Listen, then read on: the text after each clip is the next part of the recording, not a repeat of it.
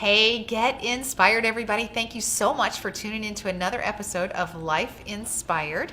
We thank you for watching this on either YouTube or Facebook or inspiredhomes.com. If you're watching on YouTube, please subscribe to our channel. That really helps us.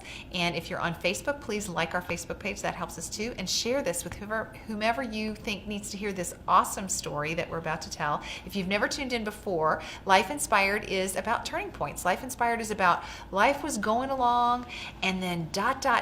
God stepped in and did something, and then has you walk in a new path that's different than it was before. And why does he have you walk in that way, and then how do you stay inspired? So our guest today is the very wonderful Michelle, and it's Nicholos, right? Yes. Michelle Nicholos. I actually have another person that I know named Michelle Nicholos too. Is that right? I think it's spelled differently than your name though. Well, yes, because I spell it the correct way. Just saying. There you go. So you have quite a story. I know just a little bit about some of your childhood and your adulthood and life. What part of that would you like to just kind of talk about today? Tell us about like growing up years and getting married years, because there's people that go through some of what you've talked about. Well, growing up years, I mean, from the outside, it would look just normal as anybody else. Okay. And, but I grew up just with some rifts in the family, and that was just because of somebody's bad decision, who was the biological dad, and, but he ended up kind of keeping my older brother and sister. Right. And because his girlfriend was jealous, and it's my biological mom, my biological dad, but his girlfriend was jealous, so he stopped seeing me when I was about 2. But that caused some rifts. It hurt my sister and my brother. He would come and pick them up for visitation, I guess, and there I am, a toddler looking out the window, and and they were, had questions as let me see, if I was 2, they were 12 and 8 and 12, something like that. So they were young. Yeah. And but anyhow, that has been a huge underlying thing for me. But I was so blessed. My mom got remarried, and my stepdad adopted me probably when I was about 10. Right. And so he was my hero, Yeah. and he was my hero for a long time. And I think just because of some underlying things and some family things, I had dealt with depression from a very young age. Right. And Life's just hard. yeah. So you did share with me that you, even as a child, had suicidal thoughts. I did, and I didn't remember that, and I didn't remember those actions until later in life. And when you were 16, you did attempt And suicide? when I was 16, I attempted suicide. Do you remember that? Vividly. Okay. Vividly. So what were the circumstances that, do you remember what led up to you feeling that it was that terrible?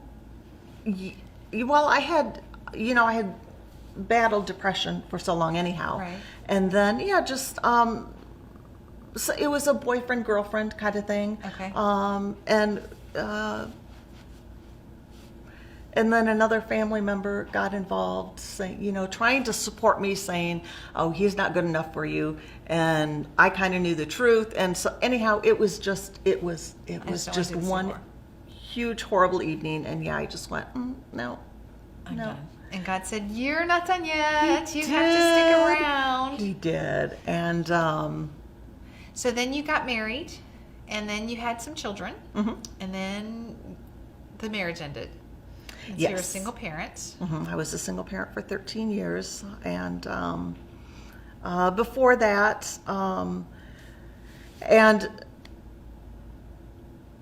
I was able to hang on, I think, through therapy and through who God sent me. But before that, before I even had my first child, I had gone through another bad episode of depression. Okay. And that one just worked itself out, I think, because I was an adult, and I think because God just decided that time was that time. Right. But I had decided, and it was depression. I don't remember that it was after my grandmother's death, but I don't remember anything bringing it on necessarily. Right. Okay. And So I was at work in the morning, and I knew my husband was going to go off to this retreat, and it was a church retreat. Okay. And I knew he was leaving that night, and I had just decided, this is what I'm going to do. And I had it planned out. I was like, yep, that's it. I'm done after tonight. So I was at work, and I mean, I just had it planned. It was set. This is what I'm going to do. And all of a sudden, I pick up the phone, and I call my sister. I say, hey, what are you doing tonight? I'm not doing anything. Like, I had no reason to pick up the phone and do that. You were planning to kill yourself again. Yeah. And but God and just I ended said- up going to their house and spending the evening. And I think, I don't know, maybe I even stayed overnight, because I think my husband was gone for the weekend at this retreat, at least overnight. Oh, it was overnight. It was a youth retreat. I remember Okay. it. Okay. And several weeks later, we were at church, and the pastor had, after it was done, the pastor had called Andy and I both up, and he said, man, I just had this kind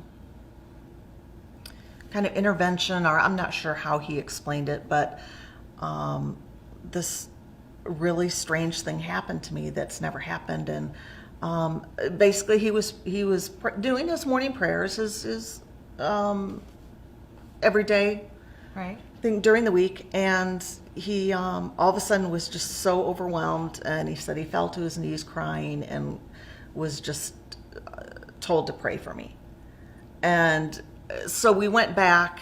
I'm like, well, when was this? And blah, blah, blah. And found out, well, he said it was it was right before the weekend of the youth retreat. And I went, youth retreat, Andy was leaving. And that was that morning where I just all of a sudden picked up a phone and called my sister. So you found out